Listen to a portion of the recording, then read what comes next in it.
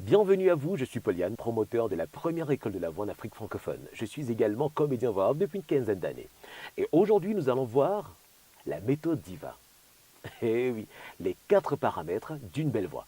Commençons par le premier paramètre, le dynamisme. Ensuite, nous verrons l'intonation, le volume et l'articulation. Le dynamisme correspond à la ponctuation. Eh bien, l'objectif de ce cours est de lire en respectant les ponctuations, se faire comprendre, réaliser une communication efficace. Au sommaire, nous verrons la virgule, le point d'interrogation, le point d'exclamation, le point de suspension et enfin les parenthèses. Eh bien, sachez que la ponctuation se divise en 3 champs. Comment commencer une phrase, comment à l'intérieur d'une phrase utiliser la ponctuation et comment terminer la phrase. Il existe une seule manière de commencer une phrase, un point suivi d'une majuscule. La majuscule permet de marquer le début de la phrase, mais également la présence d'un nom propre qui commence soit, quoi qu'il arrive, par un point, par une majuscule. À l'intérieur d'une phrase, nous disposons de plusieurs éléments de ponctuation. Bien, commençons le point. Il marque la fin des phrases déclaratives. Après un point, on met une majuscule. Le lecteur marque une pause de 3 secondes. Exemple, hier, tu es venu avec moi. Nous avons fait une promenade. Bien. Après le point, passons à la virgule.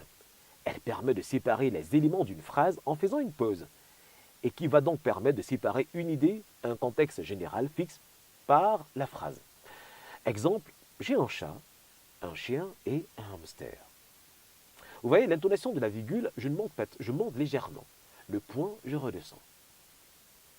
Le point-virgule qui permet de séparer les propositions à l'intérieur d'une phrase, donc les idées du contexte, mais en faisant une pause plus longue, si les idées, entre autres, sont plus éloignées du contexte. Le point-virgule est un intermédiaire entre le point et la virgule. Après un point-virgule, il n'y a pas de majuscule. Il est utilisé pour séparer deux phrases indépendantes. J'ouvre un livre, ensuite, j'y passe des heures. Le point d'exclamation à présent, qui termine la phrase par un impératif ou un fort sentiment. Il marque la fin des phrases exclamatives ou impératives.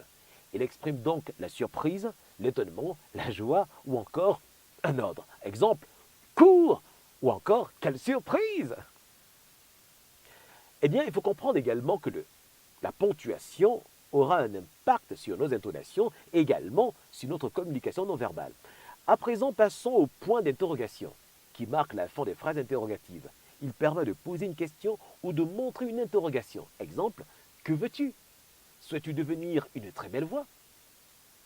Bien, les points de suspension, qui laissent la fin de la phrase en suspens, marquent une interruption dans la phrase. Quand quelqu'un coupe la parole, la phrase est interrompue. Exemple, tu sais, je me disais que... quoi encore? Vous voyez? Donc, même dans ma gestuelle, comme je le disais précédemment, l'intonation va changer en fonction de ma ponctuation, et également ma gestuelle. Très bien. Ensuite, la 2 points servent à montrer le passage au discours direct. Exemple, il affirma 2 points, je vais partir. La 2 points peuvent aussi introduire une explication. Exemple, je ne viens pas, je suis malade. Ils servent aussi à introduire une citation. Descartes a dit, je pense, donc je suis. Les parenthèses qui apportent une précision. Je suis Pauliane, pas n'importe lequel, je suis le comédien voix off. Et les guillemets qui indiquent que quelqu'un parle et qui reproduit son discours. Conclusion, de façon générale, la ponctuation a 2 grandes fonctions. Elle sert à séparer le contexte général des idées qui sont traduites par des propositions comprises entre elles. Eh bien, comment cela peut vous aider en tant que comédien voix off?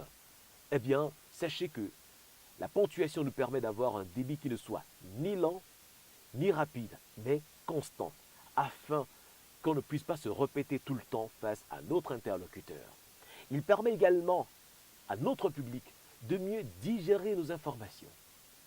Il nous permet également de mieux respirer, de mieux articuler et de mieux gérer notre discours. Et également, on l'a dit précédemment, il a un impact sur notre communication non verbale et également sur nos intonations. Le prochain cours, nous verrons ce que c'est qu'une intonation. À très bientôt. N'oubliez pas, il faut maîtriser la méthode DIVA. Je vous ai laissé un quiz. À très bientôt, je suis Pauliane.